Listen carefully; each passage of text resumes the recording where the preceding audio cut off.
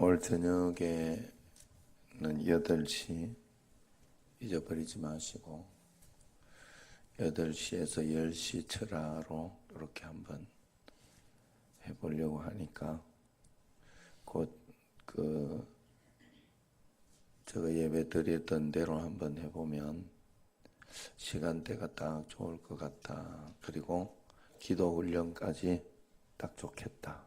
설교 끝내고 9시 반에 이제 설교가 끝나면 30분은 찬양도 하면서 기도를 하고 가도록 그렇게 마치면 좋겠다 하는 생각이 들어서 사실 예전에는 1시간 반이었죠. 철야 예배가.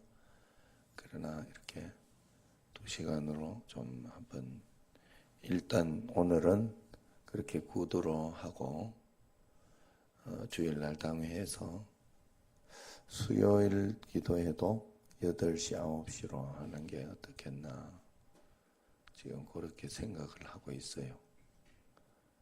그래서 7시 반이 이제 해도 되는데 뭐 우리가 1, 2, 3일 신년 기도회 할 때는 항상 8시 했잖아요. 그죠? 그랬던 걸로 내가 기억하는데 신년 3일 금식 기도회 할 때는 그렇게 한 것 같아요.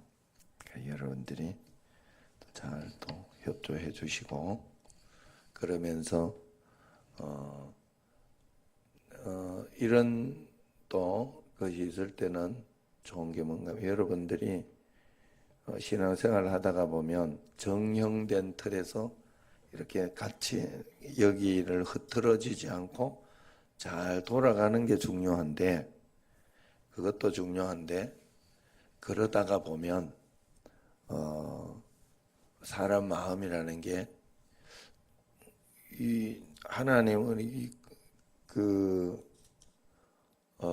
새벽 기도를 누가 만들어 가지고 이렇게 했냐 하는 게 새벽 기도는 우리나라에만 특이하게 있는 거예요. 알고 있죠? 에? 몰래나? 예, 그래 이제 우리나라만 있는 건 아니지 사실. 이스라엘이나 이런 데는 원래 있었죠. 5번 기도니까 하루 3번 기도, 5번 기도가 있잖아. 새벽부터 시작하는 거예요. 거기는 그 5번을 점심 시간에도 한번 탁 이렇게 해가지고 물 끓는 거 알고 있죠? 그 사람 태어나 봐야 아는데 이거.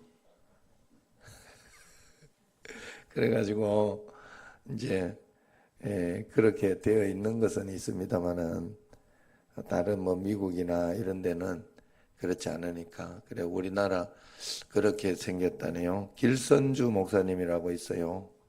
이 길선주 목사님 옛날에 유명한 목사님인데 이 목사님이 새벽 기도를 시작했다고 그렇게 한국 교회사에 보면 나와요. 그 길선주 목사님이 원래는 대무당이었다네. 대무당. 그래 하나님 만나고 이제 그 목회를 하고 이렇게 하는데 하나님 앞에 돌아서서 이제 목회를 했는데 이 대무당이 이거 새벽에 이렇게 일어나 가지고 촛불 켜고 이게 목욕 제거하고 하는 거 알죠? 대무당 정도 되면 하는 거라고. 요번에 들어봤잖아. 그 목사님 어머니. 그래가지고 그래 매일매일 새벽에 일어나다가 새벽에 눈이 뚝 떠져가지고 할 일이 없는 거예요. 그래가지고 하나님 앞에 이제 기도했던 것이 이렇게 대해서 새벽 기도가 이렇게 우리나라가 그렇게 해서 했다. 사실은 뭐 이런 모든 기도, 수요 기도회, 철야 이런 게 다 그렇게 생겨난 거예요. 수요 기도회는 일주일을 기다릴 수가 없다. 그래가지고 수요일 날 저녁에 이렇게 한번 중간에 우리가 모여서 기도하자. 그래서 수요기도회가 철야는 우리 한국에만 있잖아요. 이게 다. 그래서 우리가 하루 정도는 진짜 기도만 하면서 하나님께 드려야 된다. 그러면서 회개의 역사가 일어나고 해서 행개철한데 그래가지고 개척하고 교회가 이렇게 되는 그런 교회는 수요기도회 철야 예배 없는 데 많아요. 예, 그랬는데 태안교회도 철야가 있나? 그거는 기존 교회인데도 그래요. 이게 그래서 그 교회와 환경과 상황에 맞춰서 바뀌는 거예요. 이제 그게 그래서 개척교회 이런 데는 수요기도회가 새벽기도보다 적으니까 안 하는 데가 많아요. 안 하는 데가 그냥 기도회만 문만 열어놓은 데가 많아요. 그러니까 여러분들이 착각하지 마라 이런 말이에요. 그래서 거기에 매너리즘에 빠지거나 아니면 그게 이렇게 맞다고 지금도 오늘도 이렇게 새벽에 오니까 저녁에 하다가 새벽에 오니까 어색하잖아요. 예? 안 그랬어요? 마음이 푸근하고 좋았어요? 예, 어이구 박영재 권사님 들어오는데 뭐 실실 쪼개던데 새롭다 이런 느낌에 이렇게 하나님 앞에서 또 오늘은 이렇게 하면서 주님 앞에 예배드리고 기도하면서 나아가고 그러나 중요한 건 진짜 믿는 거 우리가 진짜 믿는 게 중요하다. 하나님 앞에서 그래 또 교회에서 이렇게 새벽 기도를 하고 그렇게 나아가니 주님 앞에 또 이렇게 맞춰서 나아가는 게 중요하잖아요. 그래 내 마음대로 안 믿는다는 게 그거예요.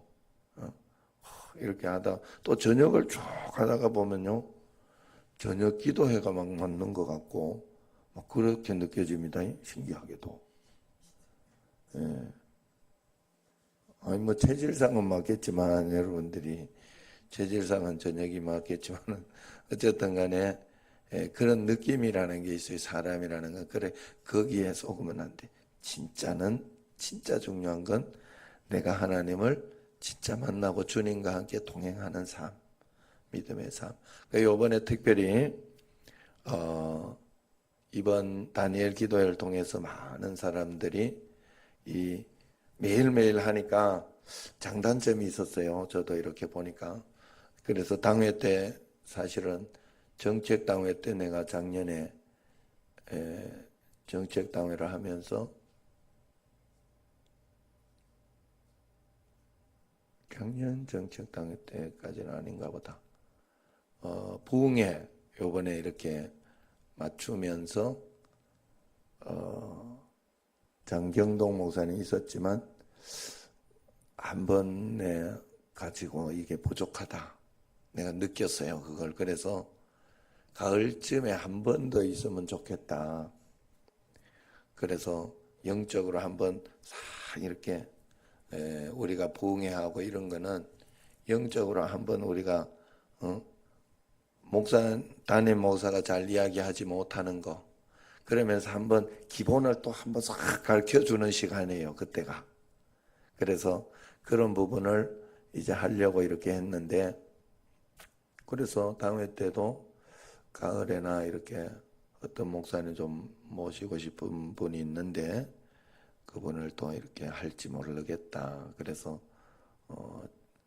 정권을 좀 부탁을 해놓은 상태였거든요. 그렇게 해가지고 다 결의를 해놓고 했는데 지금 다니엘 기도를 하면서 이렇게 하면 되겠다. 요번에 그런 것이 왔어요.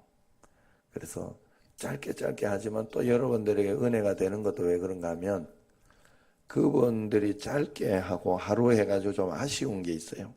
다 이야기를 못해. 굉장히 깡패 같은 그 평신도는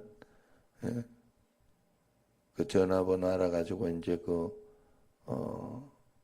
이야기를 하고 했더니 너무 짧게 이야기를 하니까 자기의 것을 두 가지 꺼내지도 못하다가 끝냈다. 뭐 이렇게 이야기를 하는 그런 아쉬움이 좀 있어요.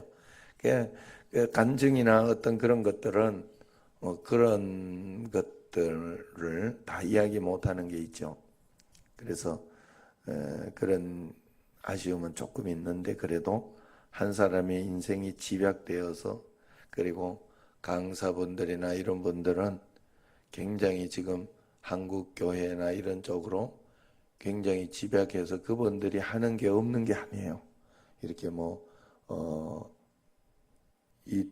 김태훈 선교사님이나 이디오피아의 그런 분들이나 또 뭐 이런 분들을 보면 저희 가서 파킨슨으로 별로 하는 것도 없고 막 그런 것 같다 하지만 그렇지 않아요. 지금 벌써 강사로 올 정도면은 여기에 왔을 때에는 굉장히 지금 이슈가 되고 떠 있고 한국 교회에서 굉장히 영향력을 미치고 있기 때문에 지금 거기 강사로 오는 거예요. 그래서 그런 부분들이 이렇게 있었으나 하나님 앞에 그런 마음인데 이번에 이제 전체적으로는 쓴뿌리에 대해서 사람들이 쓴뿌리가 좀 녹아지고 좀 그런 일이 있었다 하는 이야기들을 많이 하면서 제가 이렇게 볼 때 그것을 많이 다루었다 하는 것이 있어요. 그럼 여러분들이 그 부분들을 하나님 앞에 꼭 드려야 돼요. 신앙생활을 하면서 나의 성품, 나의 어떤 이 내면적인 갈등, 어떤 그런 것들이 우리는 별거 아니라고 생각하는 거예요. 그게 아무것도 아니라고 이렇게 생각을 하고 겉으로 보이지만 않으면 나타나지만 않으면 뭐 별거 있겠나 하는 그런 생각을 하면서 신앙생활을 대충 깔끔 이렇게 그 정도만 이렇게 해요. 그런데 여러분 제가 늘 말씀드리지만 신앙은 그게 다예요. 왜냐하면 여러분의 삶이기 때문에 하나님과 여러분이 진짜이기 때문에 내 마음에 어떤 쓴뿌리가 없어지고 하나님 앞에서 온전하게 주님을 찬양할 수 있는 어떤 그런 것들 만들어지면서 여러분의 삶이기 때문에 신앙생활이 그래서 하나님을 진짜 믿음으로 반응하다가 보면 여러분들이 성품이 바뀔 수밖에 없어요. 성품이 바뀔 수밖에 없고 하나님의 사람으로 이렇게 그래서 여러분 왜냐하면 믿음으로 살다가 보니까 한 걸음 한 걸음 믿음으로 살다가 보니까 그렇게 되어질 수밖에 없어요. 그래서 그것이 안 바뀌면서 신앙생활을 잘하고 하나님 앞에 영광 돌리고 그럴 수는 없어요. 믿음은 결국은 성품이에요. 여러분들이. 예? 믿음은 뭐가 있겠소? 성령의 열매지.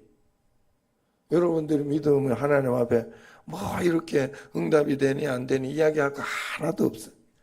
나를 보면 알아요. 내가 얼마나 성령의 열매가 맺혀져 있고 얼마나 내가 하나님 앞에 성령의 열매로 살아가느냐 이런 게 굉장히 중요한 거예요.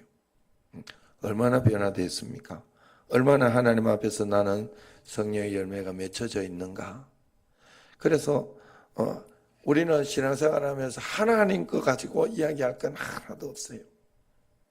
왜냐하면 신앙은 말 그대로 내가 하나님을 신앙하는 거기 때문에 하나님이 내 인생을 풀어주시고 열어주시고 길을 인도해 주실 건데 하나님 지금 이거 이렇게 해주셔야 되지 않냐고 저렇게 이번에도 여러분 보면서 뭘 느꼈습니까?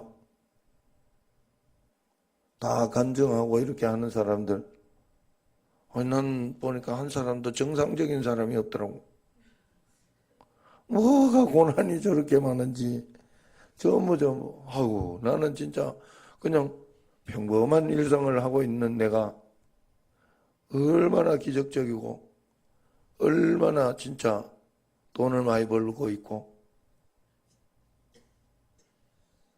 감사하게 생각해요. 이번에 그래도 아이고 아무것도 없어서 너무 그랬는데 이거라도 하나 있어가지고 그러면 감사하지. 이렇게 해는 거래. 박영자 권사님 이게 안 되다가 된다고. 이거를 못 씻었다고, 이거를 못 씻었. 그래서 지금 이걸 씻는다고, 이게. 얼마나 감사한지. 예, 그러나, 그게 다가 아니다. 그래, 여러분, 그런 어떤 것들, 그래, 여러분들이,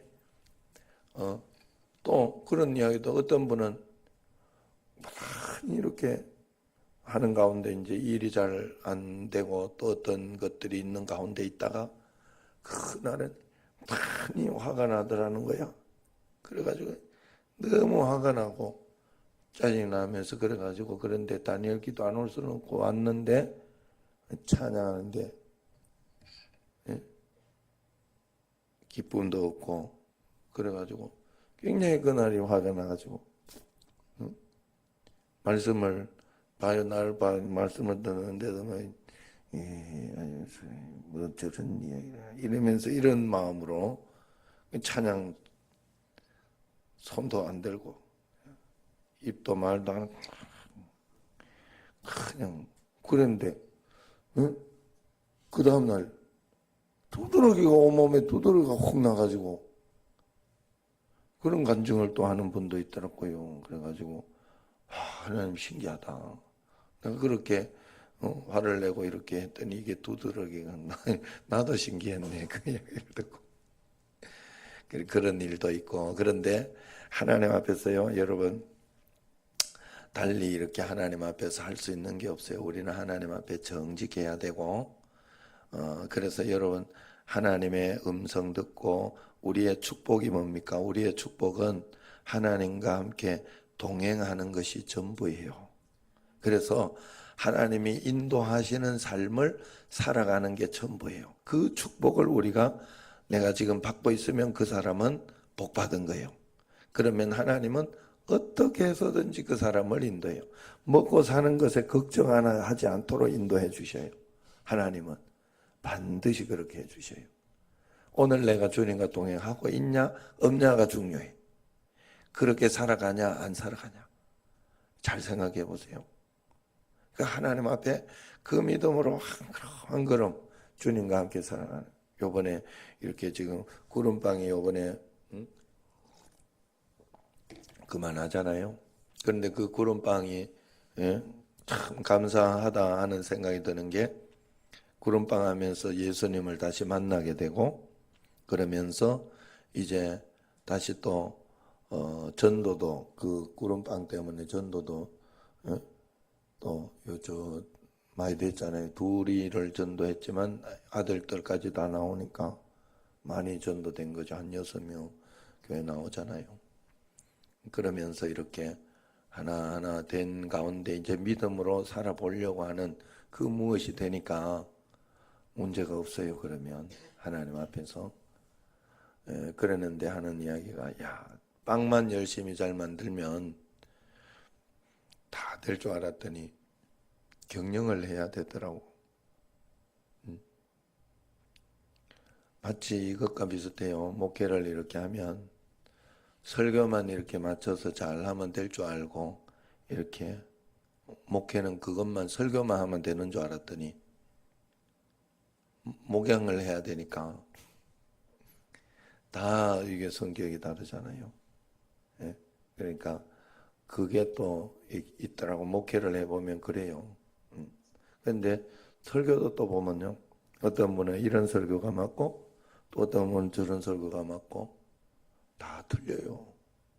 다 내 입맛에 안 맞아. 그러니까 그런 것을 이야기를 하더라고요.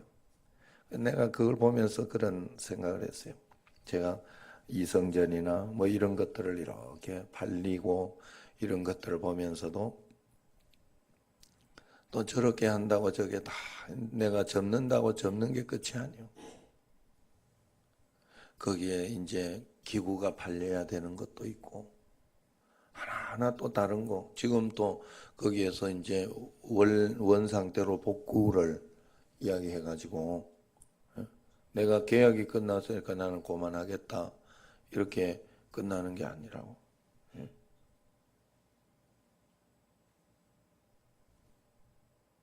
왜 그렇게 그게 다가 아니다 이 말이에요. 우리가 하나님 앞에서 하나님 앞에서 주님과 동행하는 삶을 잘 살고 있냐, 이게 굉장히 중요해요. 지금 케냐가 있는 그 김홍일 선교사님은 산 위에 살고 있어요. 그 김홍일 선교사님 실패한 선교사인가요? 실패한 사람인가요? 그분은 굉장히 막 괴로워하면서 나는 왜 여기 이렇게 살고 있을까 이러면서 하나님 막 이러면서 하고 있나요? 아니죠. 예. 굉장히 행복해하고 스스로 그 길을 찾아갔죠.